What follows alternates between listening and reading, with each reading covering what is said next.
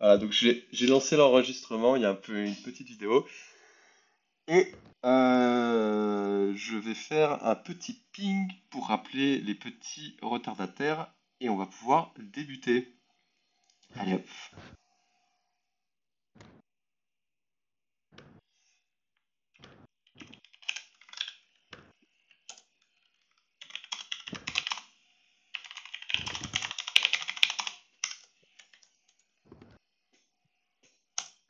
Trop de, trop de tabs qui sont ouvertes. Ouais, même problème pour moi. Voilà, j'ai du coup prévenu tout le monde. Je pense que les prochains invités vont arriver un petit peu au compte-gouttes comme c'est le cas habituellement. On est déjà une petite plus d'une dizaine. C'est déjà sympathique. Du coup, je vous laisse la parole, peut-être surtout à toi, Simon, qui va animer cette rencontre. Voilà, on avait un peu préparé en amont, donc je vous laisse la parole. Parfait. Ben, merci beaucoup, Lisiac, et ben, bienvenue à tous les deux. Guillaume et Barnabé, merci beaucoup d'être là. Et on va passer un petit moment à parler ensemble de Pectra. Euh, dans le sens le plus large possible, hein. Je pense que l'idée, c'est un peu d'avoir une vision globale, à la fois sur votre vision de ce qui s'est passé avant, ce qui s'est passé pendant, ce qui s'est passé après. Voilà, et l'idée effectivement c'est d'avoir une parole le plus libre possible, euh, en fonction évidemment de ce que vous estimez être le plus libre, pour qu'on puisse avoir des échanges ensuite éventuellement intéressants aussi avec le public, sur peut-être des choses qui sont autour de la mise à jour.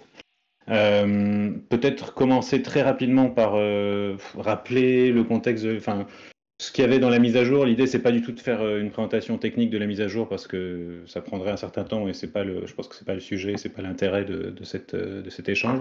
Mais moi, ce que j'avais compris de cette mise à jour, et je vous laisserai me corriger si j'ai oublié des choses ou si je vais un peu vite, c'est qu'il y avait un objectif de permettre aux comptes utilisateurs, donc les utilisateurs d'Ethereum, d'envoyer des transactions plus complexes et sécurisées avec le IP 7702.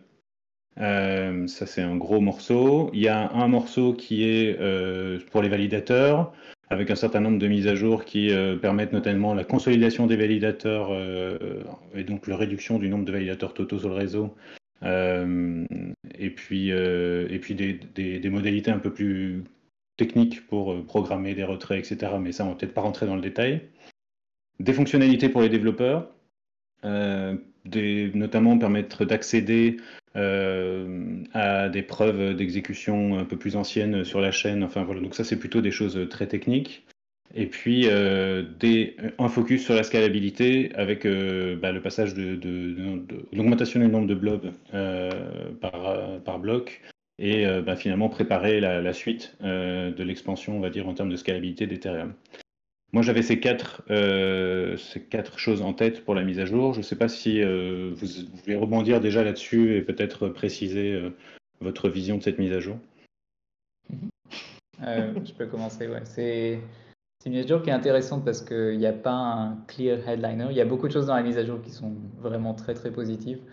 Euh, mais comparé à des mises à jour précédentes comme Shanghai qui était plus sur les retraits de la couche de staking ou Denkun qui était plus sur les blobs, l'introduction avec EIP 4844.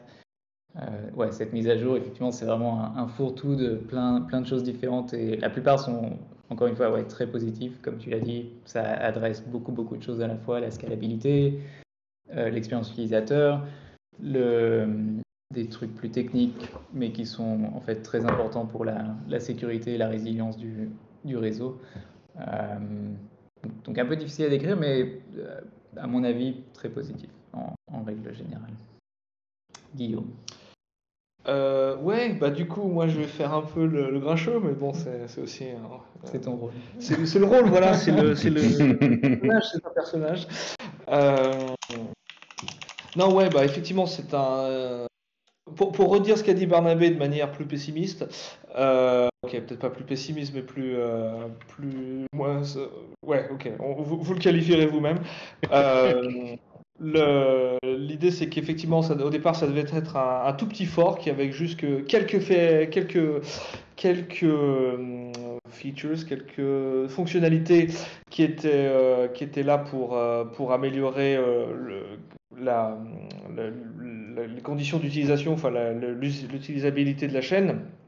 Et puis, ça a été ça a été on va dire que ça a mis le process de l'ACD, de l'All Core Dev, en émoi. Il y a eu beaucoup de batailles parce qu'il y avait un gros headliner qui venait derrière, qui finalement viendra pas, on ne sait pas encore. Et du coup, tout le monde a voulu mettre son EIP dedans. Il y a eu beaucoup de EIP qui ont été initialement prévus pour l'intégration. Après, on s'est rendu compte. Donc au départ, je ne sais pas si je l'ai déjà dit, mais ça devait être un tout petit fork. Et on a fini avec le plus gros fork de l'histoire, et jusque-là, bien sûr. Et il se trouve qu'en fait, on en a déjà supprimé la moitié entre-temps, et que ça reste le plus gros fork de l'histoire. Donc c'était pas tout repos, on va dire, ce coup-ci. C'est vrai qu'il y a du positif. On est content que ce soit fait et que ça marche. On est un peu rassuré aussi, je vais pas le cacher. Mais c'est vrai que il y a eu beaucoup d'aléas, et puis il y a des choses qu'on a dû enlever parce qu'on s'est rendu compte que ce qui était censé être un tout petit fork était en fait d'une complexité monumentale. Donc on va dire que oui, d'accord, c'est peut-être pas pessimiste dans le sens où il y a eu on a montré qu'on était capable de faire un fork d'une complexité bien plus élevée que tout ce qu'on avait fait jusque-là, à part peut-être le merge et encore. Le merge, au moins, il était complexe, mais c'était qu'une seule fonctionnalité, alors que voilà, c'est pas vrai. D'ailleurs, je crois qu'il y en avait deux, trois autres, mais voilà, c'était anecdotique. Là, ce sont des petites fonctionnalités, à part 7702, qui est une grosse fonctionnalité, mais sinon, c'est beaucoup de petites fonctionnalités qui ont pas l'air qui ont l'air de rien comme ça, mais il y en a qui sont effectivement très utiles. Je sais pas, je suppose qu'on parlera ensuite du process d'upgrade qui a été aussi lui aussi très compliqué. Mais voilà, on va dire que c'était une bonne leçon à plus d'un titre. Déjà d'être un peu plus peut-être mesuré dans ce qu'on veut scheduler, dans ce qu'on veut planifier. Et puis oui, au fait aussi se rassurer un peu sur le fait qu'on est capable de livrer des forks assez complexes, même si on veut pas le faire tous les jours, quoi. Merci beaucoup déjà pour ce premier aperçu. Je pense, alors j'étais un peu vite à rentrer dans le sujet. Je pense que ça peut être bien pour ceux qui vous connaissent pas que vous resituiez un peu. Vous faites une petite présentation en 2 phrases vous travaillez tous les deux pour la fondation, mais qu'on sache un petit peu où vous êtes dans la fondation pour voir un peu d'où vous parlez. Comme ça, ce sera peut-être plus clair pour la suite de la présentation. Je commence. Donc, je suis Barnabé, je suis chercheur à la Fondation Ethereum. Depuis le début de cette année, je suis le co-directeur du groupe de recherche, qui est une équipe de 6 équipes différentes à la Fondation. Ça fait 5 ans que j'y travaille. J'ai un background plutôt économie, algorithme. Donc ouais, je suis plus dans la couche abstraite des problèmes d'Ethereum. Et voilà, c'est tout. Guillaume. Moi, je suis Guillaume, râleur invétéré. Non, je fais partie de l'équipe Geth, et je suis aussi maintenant team lead d'une équipe qui s'appelle Stateless Consensus. Donc on travaille sur une version d'Ethereum. On pourra peut-être en parler un peu plus en détail plus tard si la question s'y prête, mais on cherche à rendre Ethereum, l'utilisation d'un nœud Ethereum plus légère, et résoudre plein de problèmes, notamment le grossissement je sais pas si ça se dit, le grossissement de l'état. En gros, maintenir un nœud Ethereum requiert beaucoup d'espace disque. On essaie de résoudre ce problème, on essaie de simplifier le temps que ça prend pour faire un sync. Et ça fait 8 ans que je suis à la fondation. J'étais en train de faire les maths en t'écoutant là. Vieux de la vieille. Ouais, vieux de la vieille là quand même. Voilà.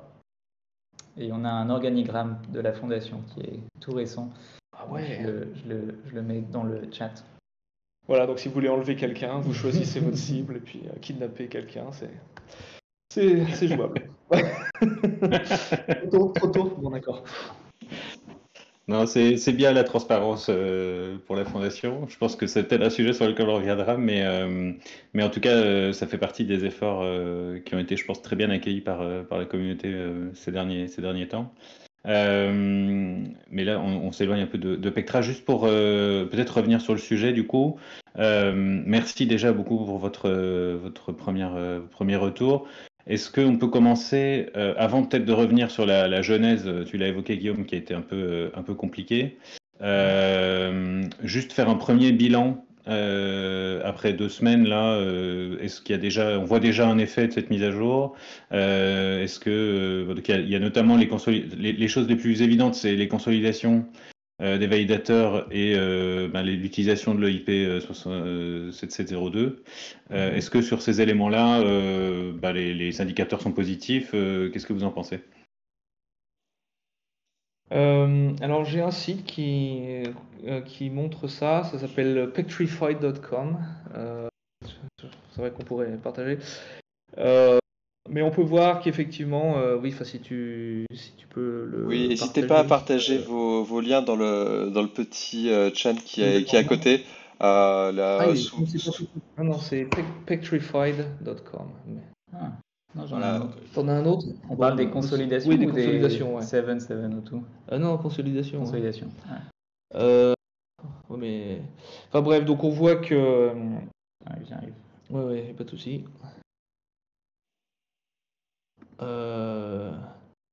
Voilà, tout ceci est improvisé, bien entendu. Vas-y. Oui, donc de toute façon, pendant qu'on essaye de partager, de ce qu'on peut voir déjà, c'est que les gens utilisent les agrégations, donc les consolidations. Donc ça a son effet. Il y a aussi un calculateur qu'on m'avait envoyé où on peut calculer combien on peut gagner de plus si on passe en consolidation. Mais en gros, on voit que c'est surtout les petits validateurs qui consolident. Les gros, de ce que je vois, ne consolident pas. Enfin, Aggregated by Effective Balance, c'est vrai que oui, en fait, je suis en train de regarder, mais c'est vrai que plus les validateurs sont gros, moins il y en a en fait qui sont capables de se consolider eux-mêmes. Donc il n'y a pas. Mais c'est vrai qu'il y a des validateurs qui ont consolidé jusqu'au bout. Donc on a augmenté la capacité globale d'un validateur à avoir jusqu'à 2048 ETH. Et il y en a quelques-uns qui ont effectivement consolidé tout au bout jusqu'à 2048. Donc tant mieux pour eux. Mais c'est vrai que de notre côté, c'est plutôt bien. Parce que, alors bon, moi je suis client, je suis développeur pour un IL, donc je peux pas non plus vous affirmer tout ça avec une certitude absolue. Mais de ce que je comprends, c'est qu'en fait, il faut, quand il y a beaucoup de validateurs, il faut procéder un par un pour essayer je cherche le mot, j'arrive plus, process. Les traités, merci. Voilà, faut les traiter un par un. En gros, on peut le faire en parallèle, mais au final, il y en a beaucoup, donc ça prend des ressources. Et le fait de diminuer le nombre de validateurs, c'est très utile pour tout ce qui est scalabilité, pour les choses comme ça. On a simplement moins de travail à faire. Donc ça, c'est une très bonne chose. De là à dire que c'est un succès phénoménal, il va falloir attendre, parce que bien sûr, il y a une queue, il faut que tout le monde prenne son temps et tout ça, mais c'est vrai qu'on commence à avoir un peu de recul et que clairement, ça se passe bien pour l'instant. Encore une fois, je ne sais pas si vous avez compris, je ne suis pas du genre à être trop optimiste, mais optimiste sans qu'il y ait de bonnes raisons, mais jusque-là, ça a l'air pas mal. Ouais.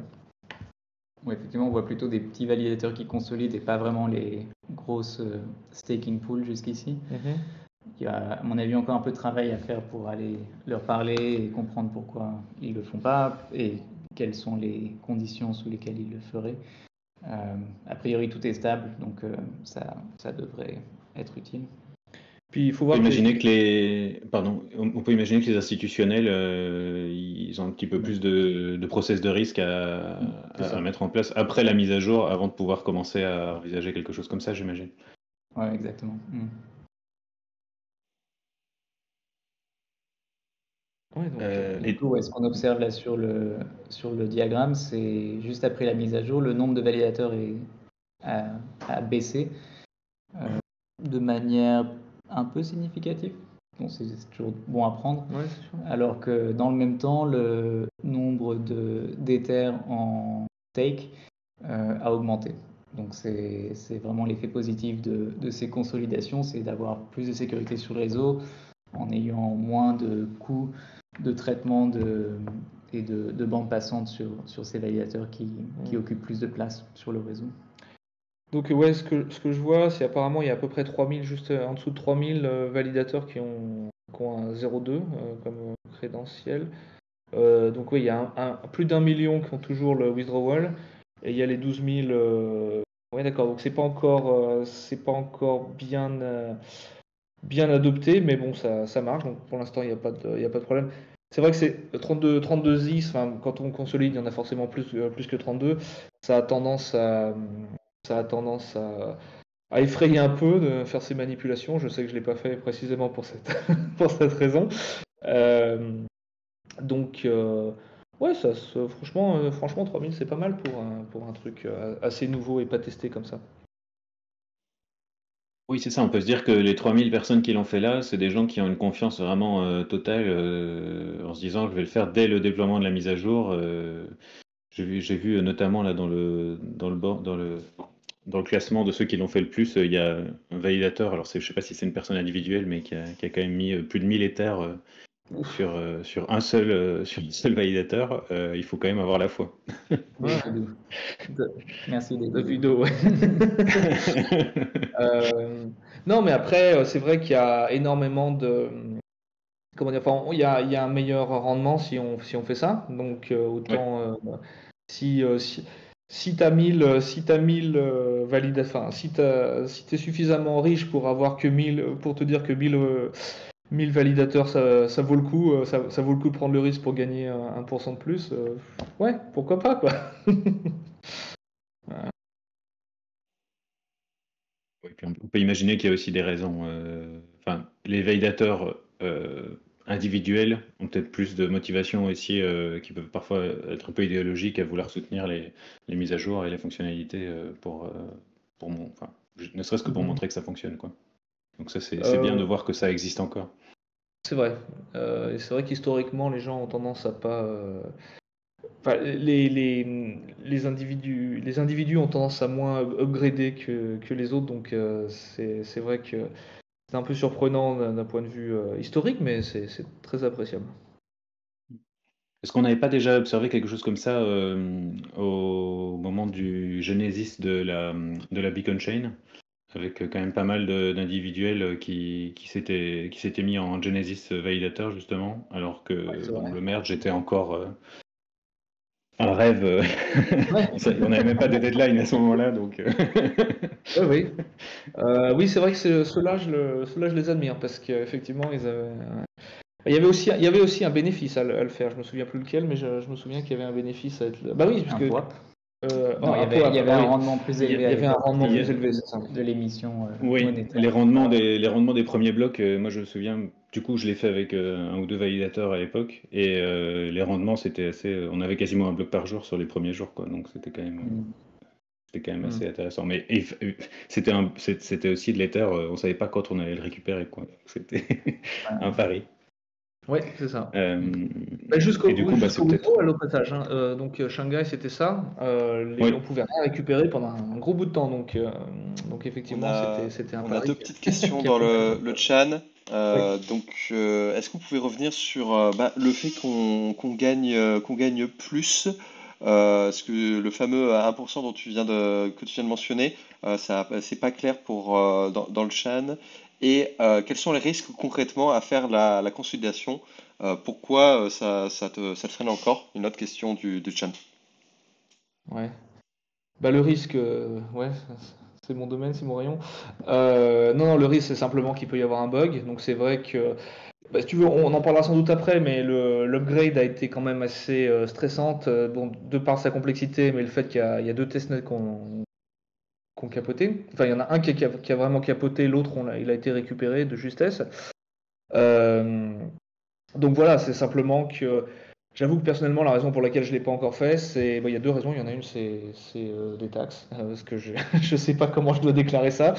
Et puis l'autre raison, c'est que j'ai tout un système, j'ai tout un setup où je dois aller chercher une SD card que j'ai dans un coffre-fort pour la mettre dans une Raspberry Pi, débugger. Enfin, est-ce que je suis vraiment pressé de faire ça? Oui, j'imagine, mais ouais, je l'ai pas fait. Voilà, il y a du process. Voilà, c'est la raison. Donc pourquoi? Oui, je dirais la raison pour laquelle il faut pas le faire, bah, c'est juste que changer ses credentials, c'est une opération qui est quand même assez risquée. Il faut pas signer le mauvais message, etc., etc. Donc voilà, je pense Faut que pas perdre sa clé privée. faut pas perdre sa clé privée, toutes ces choses-là. Donc simplement, je pense qu'il y a quand même une grosse inertie de base, et puis aussi les gens sont pas non plus tous des des Davidou, comment il s'appelait, qui veulent risquer tout leur 32 is, leur 64 is là-dessus. Donc c'est vrai qu'attendre un peu de circonspection ne fait pas de mal. C'était quoi l'autre question? Pourquoi en consolidant le rendement est-il plus élevé?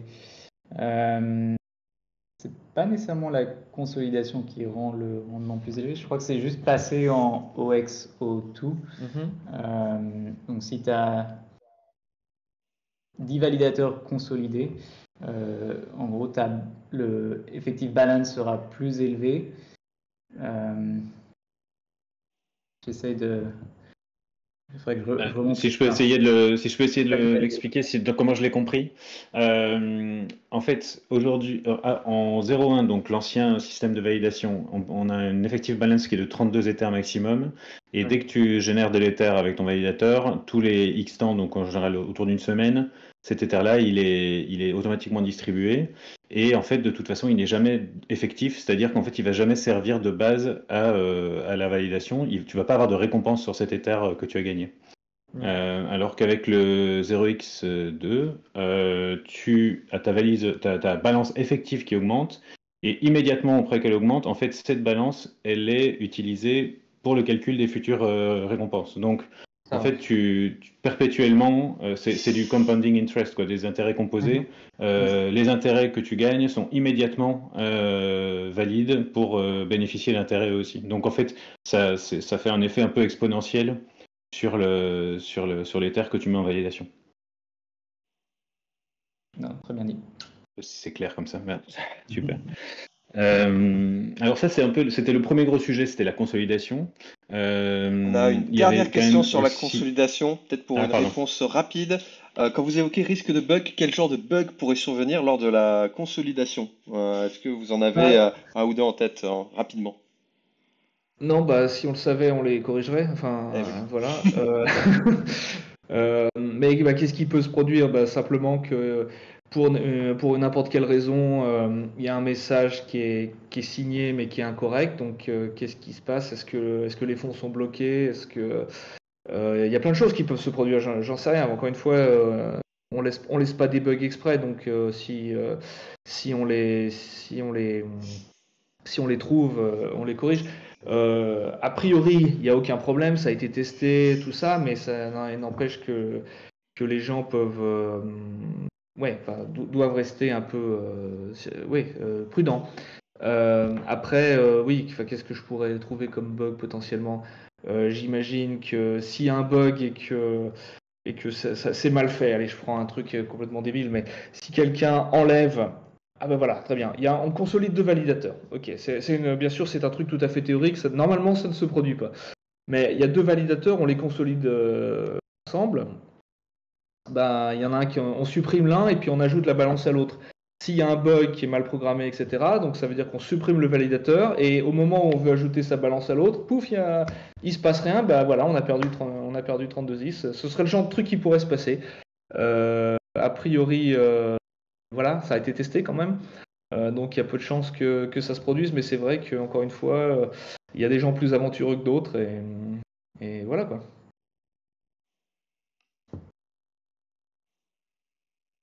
Oui, alors normalement, les tests qui ont été faits permettent d'éviter en grande partie ce genre de problématique, en tout cas, mais justement, ça fait repartie de. Peut-être qu'on reviendra sur toute la partie historique.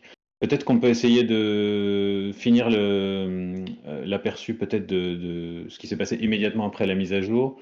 Est-ce qu'on voit déjà des utilisations de l'EIP 7702 en live? Est-ce qu'on a des signaux encourageants là-dessus?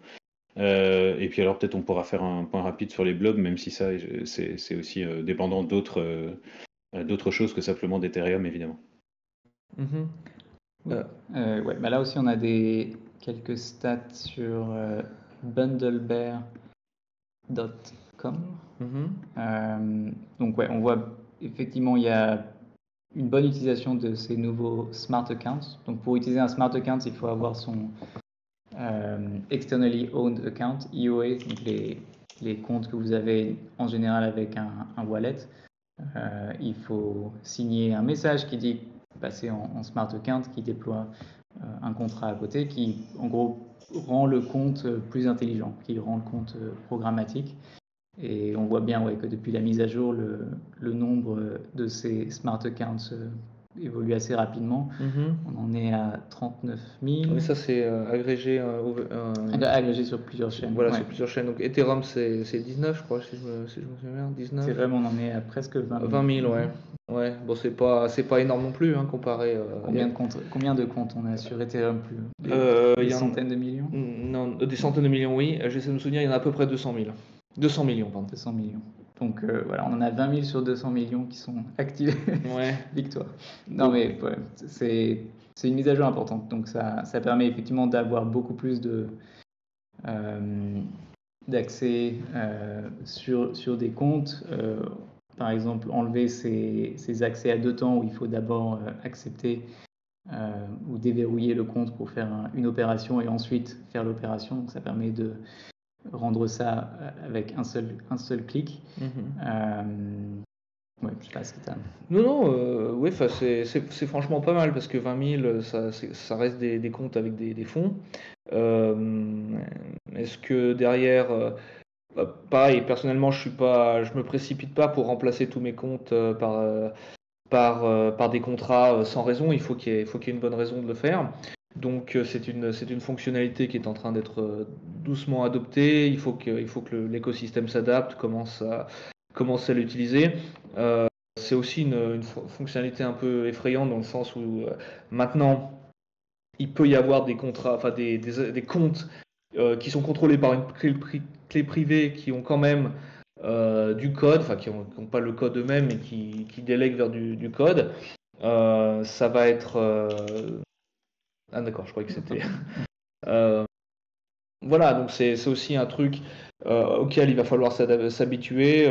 Tous les utilisateurs vont devoir apprendre à composer avec, les développeurs de dApp, tout le monde va devoir commencer à s'adapter. Donc on va dire que c'est raisonnable, c'est pas, enfin toute la chaîne n'est pas convertie d'un coup, mais c'est normal. Je dirais que pour l'instant il n'y a toujours pas eu de problème, donc ça c'est bien. J'ai envie de dire que d'un point de vue stress, c'était ça ce qui nous faisait peur.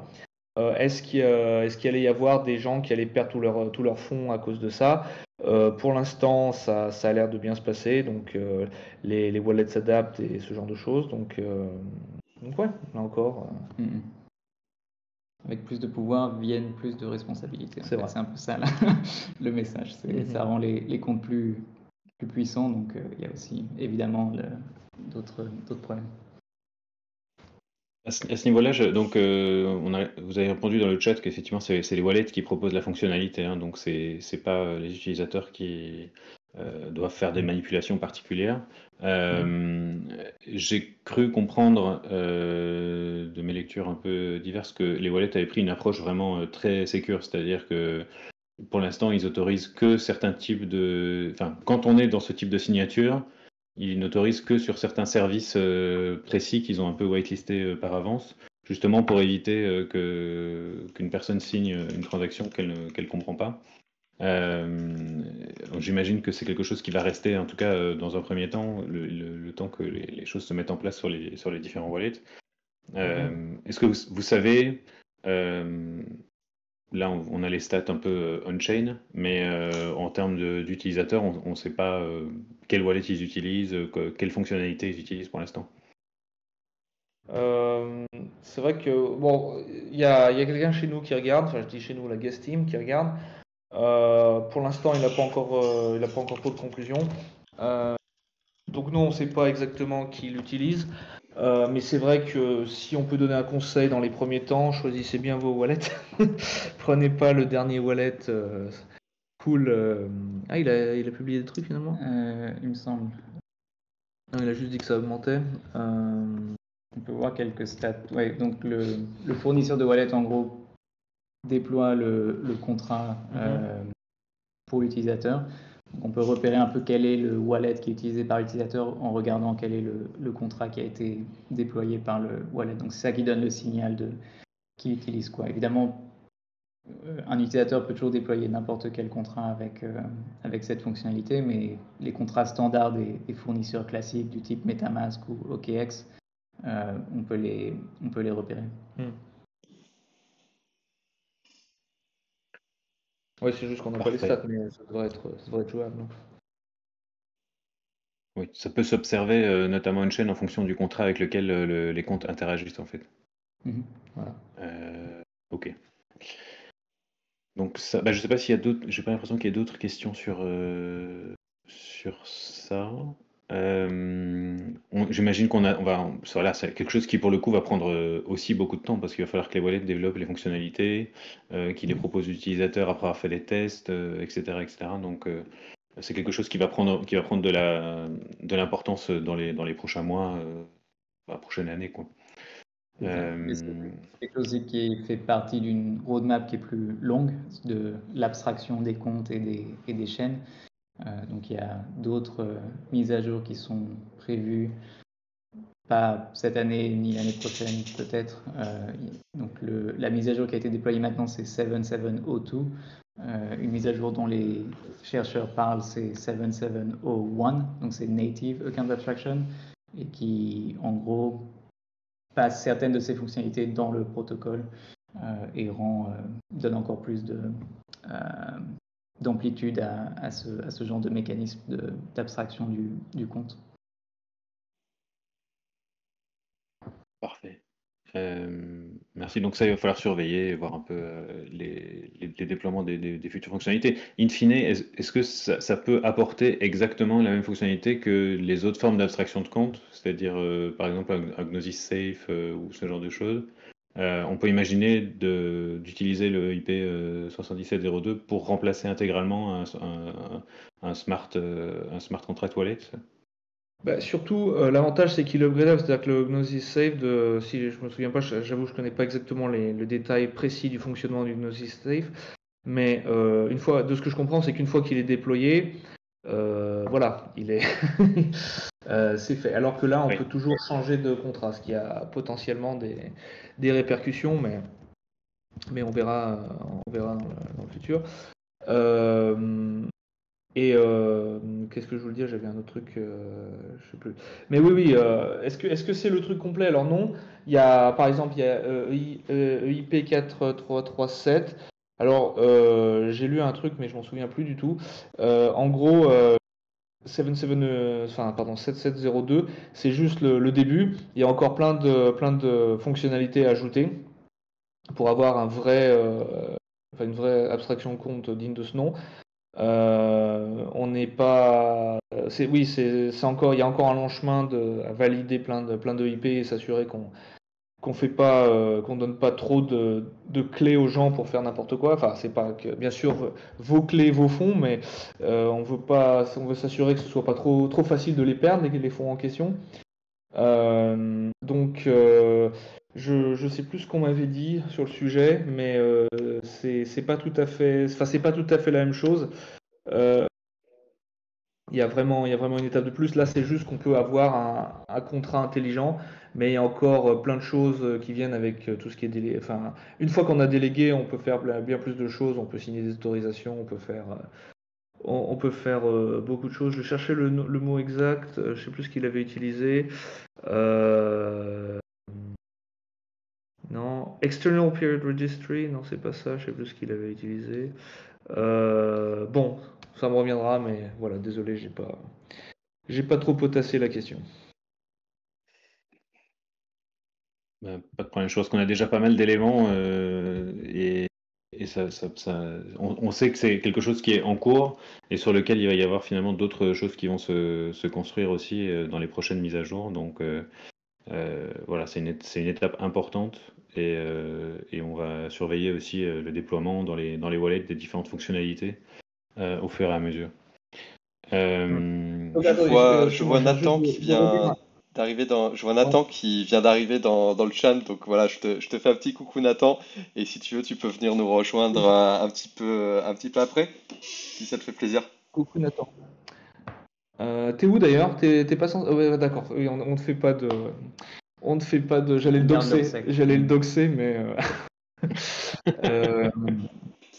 Pardon. Oui, si à l'organigramme, le lieu d'habitation, là ça commence à devenir un peu beaucoup. Non, c'est pas son lieu d'habitation. Je sais qu'il doit rencontrer un collègue à moi, mais je sais pas quand c'était.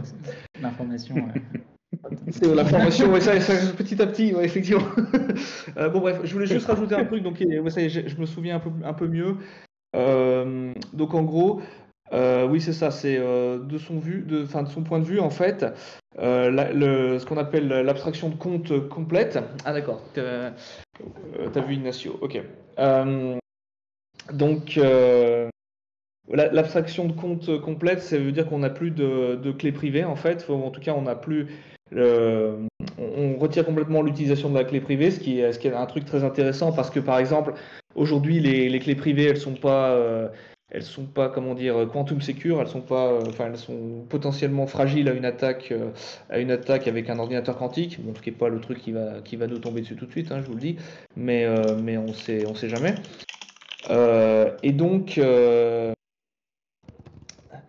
Et donc, si on peut remplacer, il y a des mecs dans le chat, ils essaient de deviner qui c'est, quoi.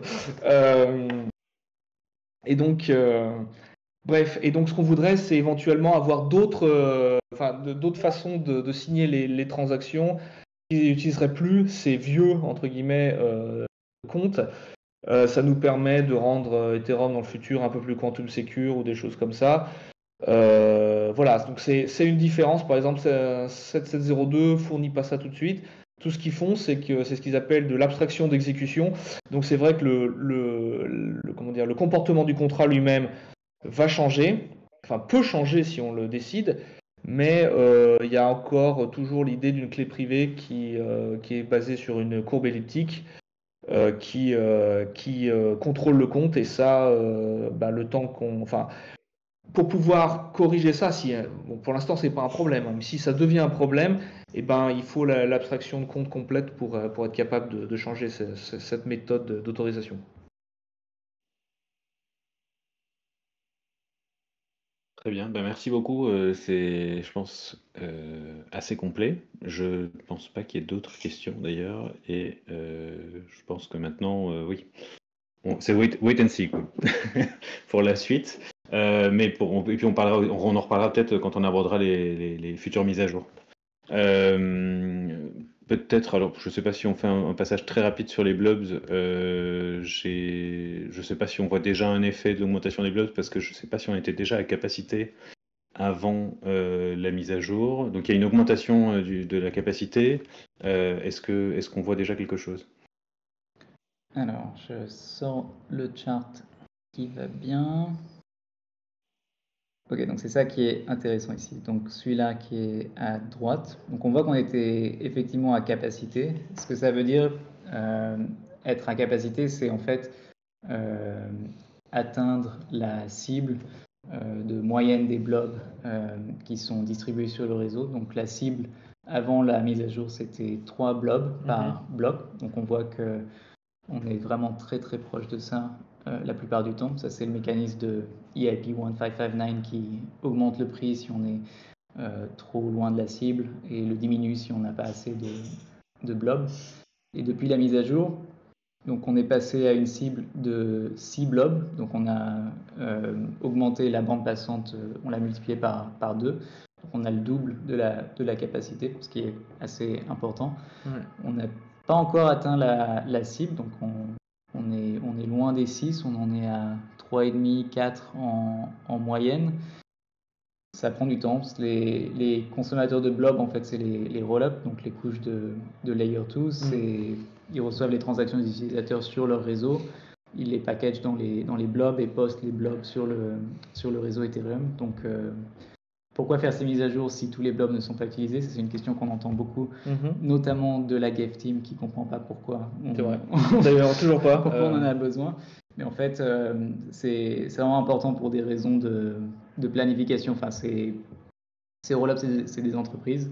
Ils ont besoin de comprendre quelle sera la capacité du réseau au cours du temps et pas juste au moment donné de leur service. Donc pour leur permettre de planifier leurs opérations et de savoir combien de gaz ils offrent à leurs utilisateurs, quelles doivent être leurs cibles pour cette mise à jour, pour les mises à jour d'ici la fin de l'année. C'est important de communiquer qu'on a cette roadmap pour augmenter la capacité des blobs au cours du temps. Ouais, puis c'est vrai que si je me souviens bien, quand Denkun est arrivé, au début, les blobs, ils étaient, enfin, personne les a vraiment utilisés. Il y avait la même histoire. Pourquoi vous nous avez embêtés avec tous ces blobs alors Pourquoi que les chercheurs finalement, veulent des blobs? non, enfin, c'était pas là, en l'occurrence, c'était pas la guest team, c'était plus le grand public. Mais c'est vrai que l'adoption, on peut le voir sur le même graphique, hein, c'était pas immédiat. Il y a eu des hauts et des bas. Donc, puis voilà, les gens se sont mis à l'activer. Donc, de toute façon, c'est clair que si on atteint le target, enfin l'ancien target, c'est qu'il y avait matière à augmenter. Au pire, les gens l'utilisent pas, puis voilà, on n'augmentera pas les blobs, pardon, pour la prochaine fois. Il faut voir aussi que le market, pour l'instant, enfin le marché est un peu morose en ce moment à cause de toutes ces histoires. Enfin, non, je suis pas trop, j'avoue. On a des réseaux Layer 2 qui se portent assez bien. Donc là, je montre le graphique ici. Qui sont les consommateurs de ces blobs. Donc le premier réseau, c'est Base, le réseau de Coinbase. Ils ont une roadmap de scalabilité qui est assez ambitieuse, agressive. Donc ils ont vraiment besoin d'avoir ces blobs. Il y a WorldChain qui est connu pour l'orbe qui scanne les yeux des utilisateurs. Donc c'est aussi un grand consommateur. Ils ont beaucoup d'applications qui sont utilisées par des utilisateurs réels, parfois avec des petites sommes, mais ouais, il y a une vraie activité économique réelle sur ce réseau, donc je trouve que c'est bien aussi de pouvoir supporter cette croissance. Et des réseaux plus connus comme Arbitrum et comme Optimism qui sont là aussi. C'est marrant que Taiko, parce que j'allais dire, c'est normal que ce soit les roll-up optimistes qui utilisent plus de blobs, hein, enfin, ils mettent leurs preuves et puis voilà, il faut que quelqu'un surveille. Mais c'est marrant de voir Taiko qui en met autant de. Alors la raison pour laquelle Taiko a autant de blobs, c'est que Taiko c'est un based roll-up, et donc c'est un roll-up qui doit publier un blob tous les blocs pour faire avancer sa state transition function. Donc c'est quelque chose qui est en fait ouais, ça fait sens. Pas hyper efficace, mais qui fait partie du design. Ouais. C'est ce qu'on leur demande, quoi. Donc, de toute façon, ouais. Enfin, oui, based rollup, c'est aussi c'est une sorte de commitment aussi au réseau Layer 1 d'être un based rollup. C'est ça, ouais. C'est un rollup peut choisir en fait. Il a besoin de trouver quelqu'un qui fasse ses blocs.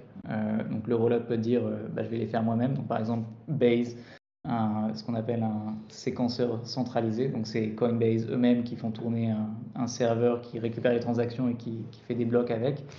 L'idée des Base Rollups, c'est de déléguer la fonction de création des blocs au réseau L1 Ethereum. Donc en fait, le proposeur de blocs sur le L1 a aussi la possibilité de proposer un bloc pour le réseau L2 qui est based. Donc ça ne se fait pas directement. Les validateurs n'ont pas besoin de réfléchir à Taiko est based, il faut que j'aille faire des blocs, etc. Il y a toute une chaîne d'intermédiation entre les deux.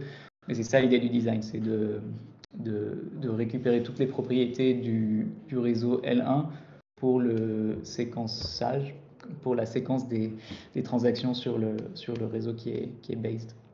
Si, mais séquençage, ça existe. Hein. Il y a une question qui a été posée là, est-ce qu'il y a eu de déflation? Parce que c'est vrai que la question se pose dans le sens où si les gens n'utilisent plus, utilisent les blobs, ils ont plus besoin des call data, donc du coup il y a moins de trafic sur la chaîne. Ultrasound.money a l'air down.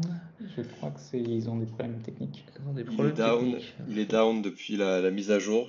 Je sais pas si ça a été refait ou pas depuis, mais visiblement non. D'accord, bon ben du coup on n'aura pas la réponse. C'est vrai que j'avais pas pensé à regarder jusque-là, c'était une bonne question. Euh, Upgrading. Upgrading for picture for. Ok. Bon. Mais un petit mot sans les données. Il y a cette question qui revient souvent de comment capturer la valeur qui est créée par le réseau Ethereum. Donc si on est en sous-capacité ou en sous-demande de blob, le prix du blob il est extrêmement faible, donc il est quasiment zéro. Donc si tu es un roll-up, tu peux acheter cette matière première qui est fournie par le réseau Ethereum à très très bas prix. Donc les gens se posent la question, est-ce que ça fait sens de vendre un service de le rendre gratuit d'une certaine façon? C'est des discussions qui sont assez actives. Ma vision personnelle, c'est pas le moment de rehausser les frais et de capturer toute la valeur économique qui est créée par les roll-ups. C'est mieux d'être dans une stratégie de croissance et de permettre à ces roll-ups de se développer.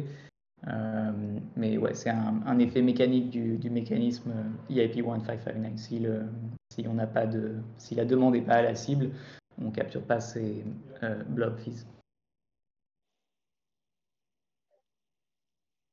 Très bien, oui, c'est vrai que on va en parler peut-être aussi par rapport aux mises à jour suivantes, mais on a l'impression, avec un certain nombre de signaux, que la fondation se refocalise aussi sur le scaling, notamment Layer 1. Ce sera peut-être intéressant d'en parler à la fin de la discussion. Il y avait une autre question rapide sur les blobs, c'est est-ce que la limite de blob est modifiable maintenant sans hard fork comme le gas limit avec cette mise à jour, ou il faudra systématiquement un hard fork pour changer la limite? Alors, ils veulent faire un truc, je sais plus ce que ça veut dire, BPO, Blob parameter. paramètre. Ouais. Donc il faut toujours une hard fork pour changer la cible des blobs, ce qui est effectivement différent du gas qui est contrôlé par les validateurs. Ce dont les développeurs discutent en ce moment, c'est cette idée de BPO, Blob Parameter Only Fork. Donc c'est en gros de rendre très très simple de faire une hard fork qui change le paramètre du blob. Ouais. Mais je me souviens plus parce que je t'avoue que j'ai pas suivi la discussion. Ça veut dire que tu modifies. Je croyais que le truc se modifiait tout seul en fait. Donc on peut rendre une sorte de programme, sorte de planification, de dire on est à 6 blobs en septembre, à 12 blobs en octobre, à 18 blobs en novembre, et on peut codifier ça dans le client lui-même. Et donc en gros c'est une hard fork automatisée parce qu'elle est déjà mais c'est au niveau du client. À l'intérieur du code. Ouais, ok, d'accord. Ça fait sens. Très bien, merci. Mais je pense qu'on a fait le tour pour le bilan après 2 semaines. Déjà, c'était très complet et on a une bonne vision de ce qu'on peut continuer à regarder, les différents dashboards et tout. Donc, on a pas mal d'infos. Merci pour tout. Peut-être qu'on peut essayer de passer à la phase suivante de la discussion. On avait pensé aborder là l'historique en fait de la mise à jour qui est, voilà, tu l'as déjà un peu évoqué Guillaume, ça a été un peu compliqué, il y a eu un certain nombre de testnets qui ont sauté, partiellement ou totalement. C'était finalement une mise à jour dont je comprends de ce que tu as dit qui a commencé très simplement et puis qui s'est retrouvée complexifiée au fur et à mesure. Est-ce qu'il y a eu des leçons prises? Enfin, comment vous avez vécu finalement vous cette période-là? Et puis quelles leçons vous en avez tirées ou que la communauté en général a pu en tirer pour la suite en fait?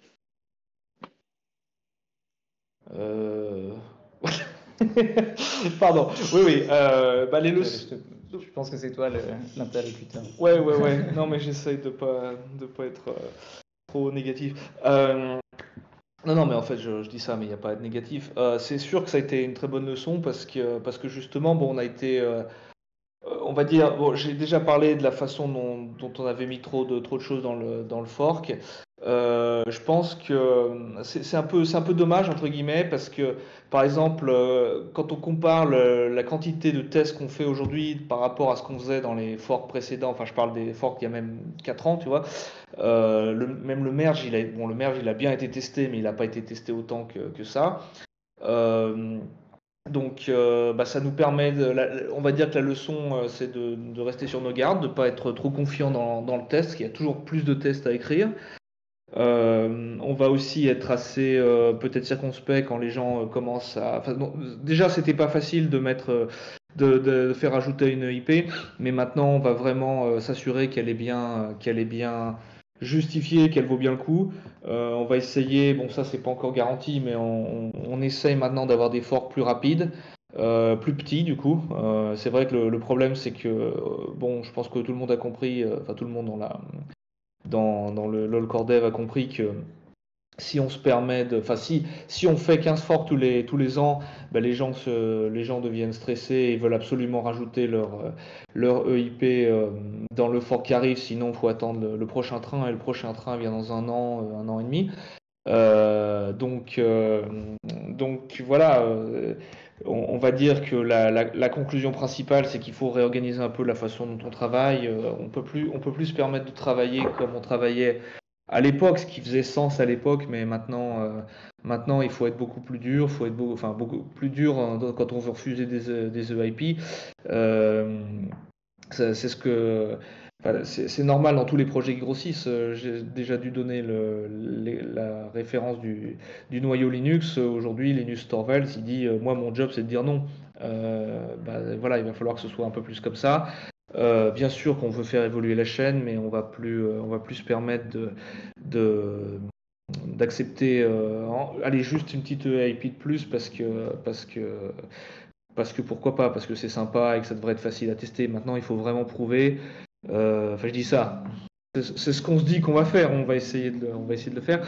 Mais voilà, maintenant, quand on a un nouveau fork, on veut qu'il soit un peu le plus léger possible, et on veut qu'il soit bien justifié.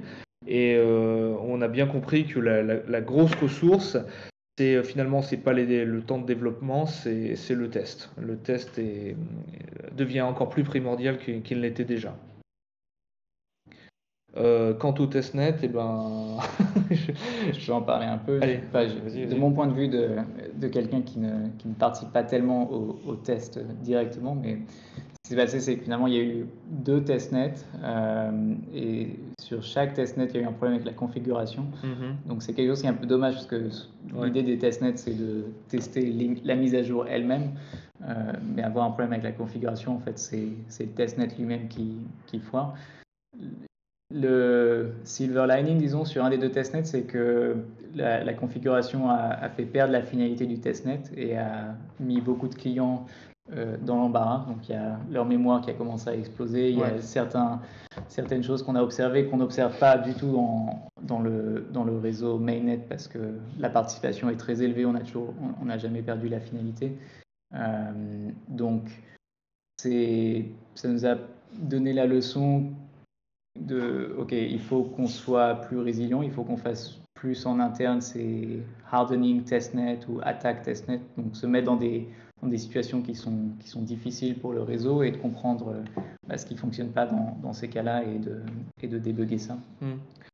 Ouais, c'est vrai que maintenant on a aussi plus de sophistication, on a plus d'outils, donc on peut se permettre de faire ces choses. Et c'est vrai que bon, Oleski, ça a été malheureusement quelque chose d'assez. Donc Oleski, c'est le premier des testnets qui a forqué. Ça a été le plus visible. On va dire que ça fait mauvais genre, mais d'un autre côté, c'est à ça que ça sert. Donc on va pas, voilà, on fait notre mea culpa. On a bien compris qu'on avait fait une erreur là-dessus. On l'a compris pourquoi. C'est un peu ballot ce genre de truc. C'est comme disait Bernabé, c'est de la configuration. Pour Sepolia, j'ai envie de dire, c'est encore plus idiot, parce que c'est simplement la nature de Sepolia d'être complètement différente de ce que fait En gros, pour expliquer, il y avait Oleski, c'était un testnet public, donc tout le monde pouvait devenir validateur sur Oleski, mais ce qui se passe, c'est que les gens testent, et puis après, ils abandonnent, donc voilà, on peut plus, enfin, il n'y a pas le contrôle. Alors que Sepolia, c'est un testnet qui est permissioned, enfin, donc il faut, pour avoir un validateur, il faut que l'équipe qui gère le testnet vous autorise à être un validateur. Et dans la pratique, ils ne vous l'autorisent pas, de manière à ce que vous ne puissiez pas créer un validateur et puis le laisser tomber. Et après, le testnet n'arrive plus à finaliser parce qu'il n'y a plus assez de validateurs sur le testnet. Donc, bon, bah, c'est un peu idiot, mais en fait, la façon dont le testnet se produit, enfin, Sepolia a été contrôlé, il était contrôlé par un smart contract, et ce smart contract, il envoyait un event, mais il était un peu différent de celui qui était sur le testnet. Il envoyait un autre event et personne avait. Enfin, si ça avait été testé, voilà, on l'aurait vu. Mais c'est vrai qu'on n'attendait pas du tout ce genre de truc. C'est vraiment un détail mineur, mais bon, voilà, maintenant on sait qu'il existe, maintenant on va le tester. Et puis on va essayer de cracher des testnets, on va essayer d'ajouter ça à notre routine de test pour que ce genre de, comment dire, d'incident, ouais, enfin, pour arrêter de se taper la honte, hein, tout simplement, c'était quand même pas glorieux. Est-ce qu'on était typiquement justement sur un edge case qui n'est pas testé par les processus de test habituels, et c'est pour ça que c'est passé un peu sous les radars avant le déploiement? Ouais, donc c'est juste une façon. En fait, c'est dû. Bon, c'est pour Sepolia. Pour Sepolia, c'est dû au fait que Sepolia, c'est pas complètement représentatif du testnet, du mainnet. Et tout ce qu'on a fait sur Sepolia, enfin, en fait, on n'a pas testé Sepolia, on a testé mainnet. Tu vois, donc ce qui se passe, c'est que bah ouais, s'il y avait un bug sur Sepolia, on l'a pas vu parce que Sepolia, enfin, on s'en fout. Ok. On devrait pas, d'accord, on est d'accord là-dessus, mais c'est pas ça qu'on vise, si tu veux. Ce qui nous intéresse, c'est que mainnet crache pas, et il a pas craché, donc d'un certain côté, ça prouve qu'on fait quand même pas n'importe quoi, mais c'est vrai que encore une fois, c'est plus que ça fait mauvais genre que c'était un événement catastrophique, mais bon, ça devrait pas se produire. Enfin, puisqu'on sait que Sepolia se comporte différemment de mainnet, bah, il faut le tester pour être sûr que, ne serait-ce que parce qu'on ne veut pas non plus cracher les chaînes qui sont pas mainnet, mais qui utilisent un mécanisme similaire à Sepolia. Très bien. Merci beaucoup. Je pense qu'on a fait le tour de l'historique. Il n'y en a pas vraiment de questions dans le chat. On a quelqu'un qui a posté, Arthur, qui a posté le lien vers l'article avec les retours des différentes. Alors, je ne sais pas si c'est que des développeurs du protocole ou si c'est des contributeurs au sens large, ou si c'est ça, Core Ethereum Contributors.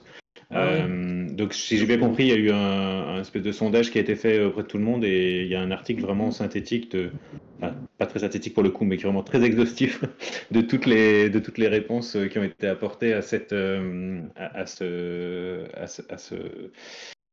questionnaire. Et donc finalement, c'est un retour individuel de chaque personne qui a travaillé sur le protocole, ce qu'il en a pensé et comment il a vécu la situation. Ah mais attends, Guillaume n'a pas répondu. Oui, j'ai pas répondu. Malheureusement. Mais je réponds jamais, j'oublie toujours. On a dû lui envoyer le lien, mais ouais, encore une fois, il l'a pas fait. Non, alors moi, j'ai répondu. J'ai même pas beaucoup participé à la fork, pas autant que Guillaume, mais. T'aurais pu dire que c'était moi alors du coup. Non,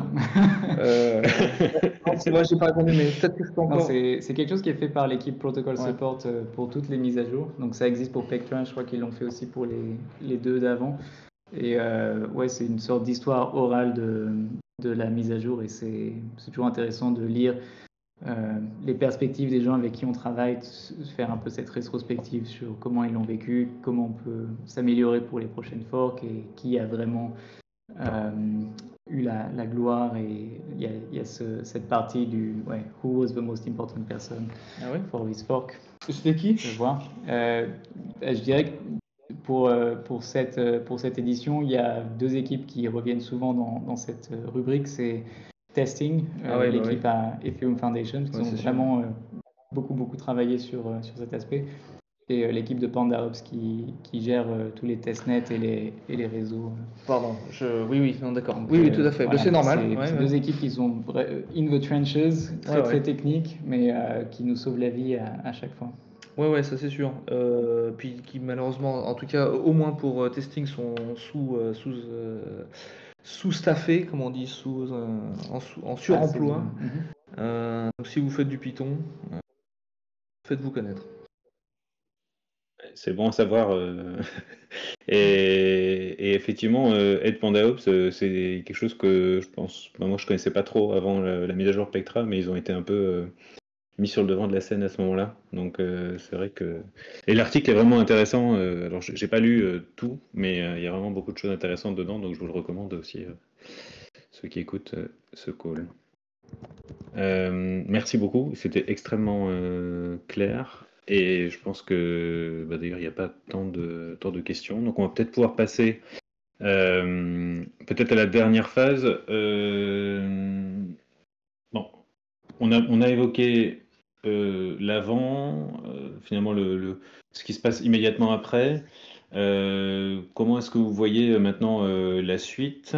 Je sais qu'il y a déjà au moins une mise à jour, enfin du coup une mise à jour qui est prévue courant 2025, qui serait Fusaka, sauf erreur. Il y a ensuite la suivante qui s'appelle Glamsterdam pour l'instant. Comment ça va s'organiser?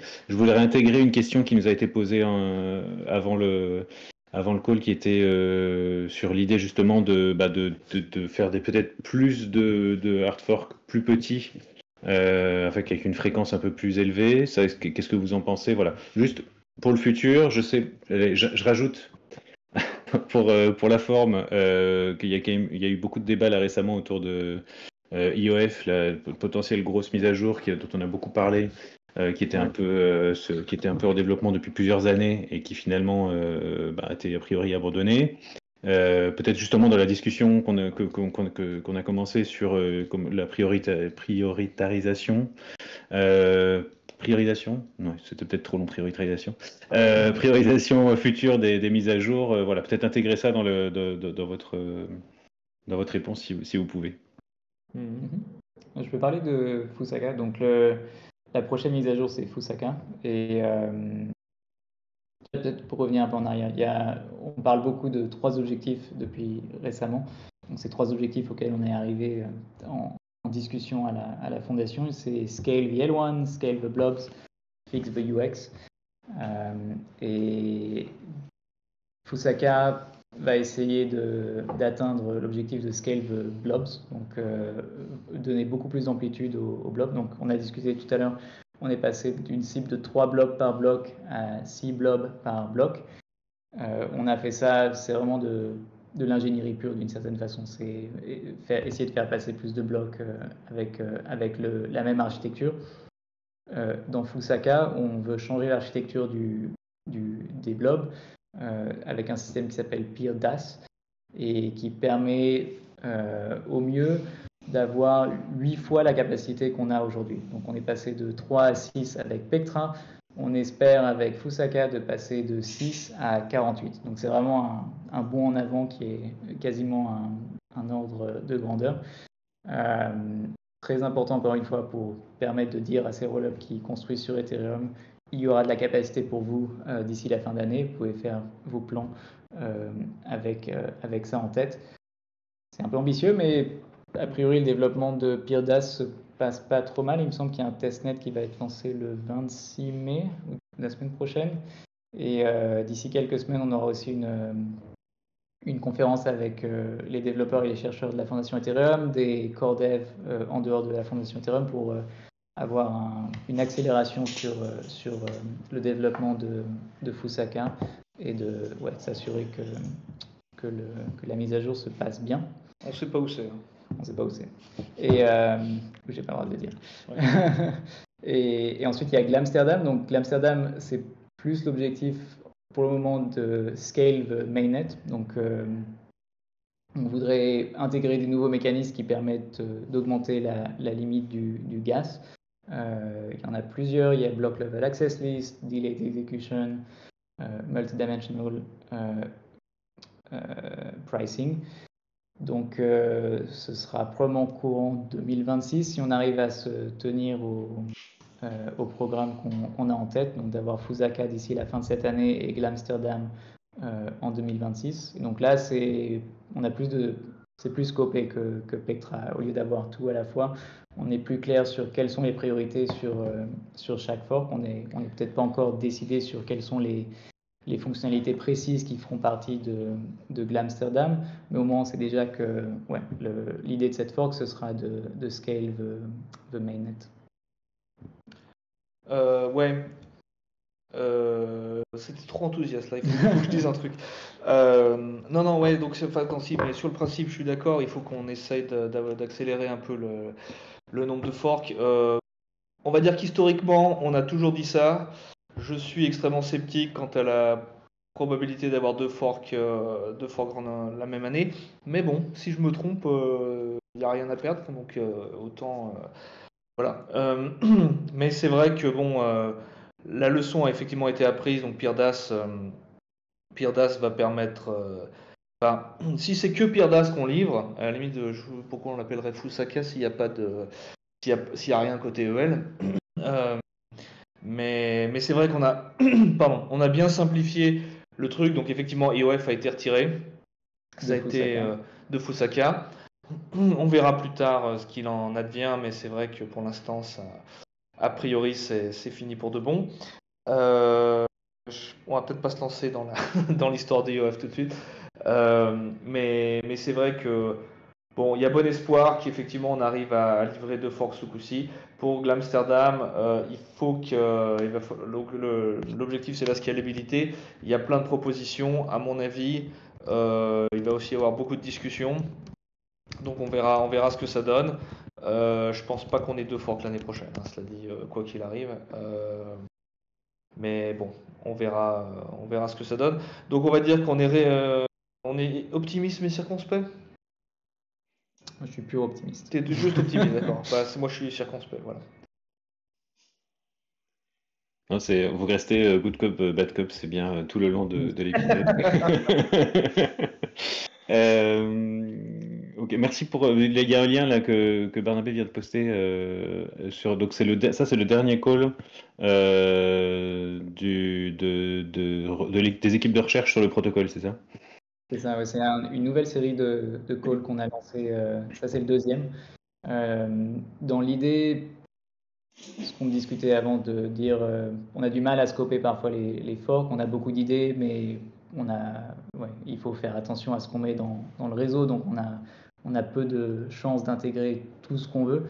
À mon avis, et dans l'avis de beaucoup de personnes avec qui je travaille, on peut améliorer ça en mettant la recherche un peu plus proche du développement et de bridge ces équipes différentes, donc que la recherche soit vraiment au service d'idées qui soient pragmatiques et réalisables.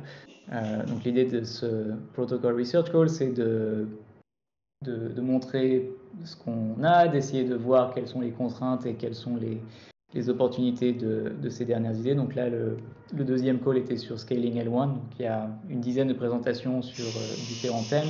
Certains sont plus ingénierie, donc comment on peut juste optimiser le réseau tel qu'il est aujourd'hui. Certaines sont plus recherche, quels sont les nouveaux mécanismes qui peuvent donner des order of magnitude improvements à la scalabilité.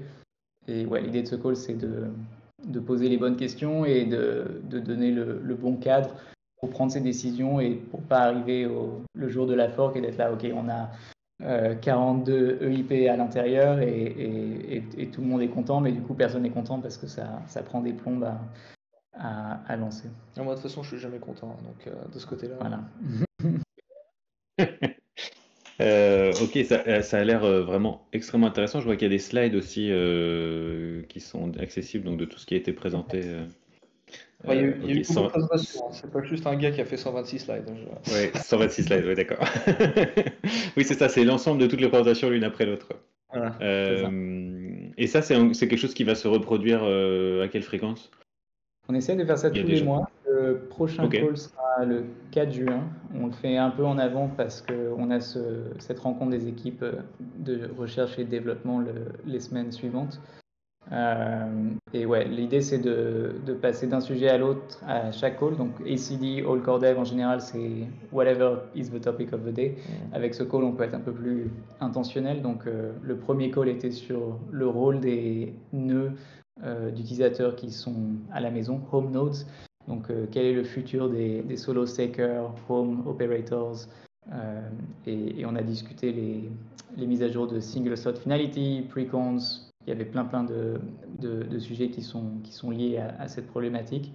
Deuxième call sur Scaling L1. Le call suivant sera sur le sujet favori de Guillaume, qui est ZK and statelessness. Et il faut d'ailleurs que j'ai un meeting avec lui pour qu'on en parle sous peu. Bah vas-y, on y est. Et voilà, donc, l'idée de ZK et de stateless, c'est quelque chose qui est très débattu. Il y a beaucoup de projets de recherche et de développement qui sont liés à ces deux problématiques. Donc, avoir ce call pour mettre à plat tout ce qui se fait, là où on en est, où est-ce qu'on doit aller avec tout ça.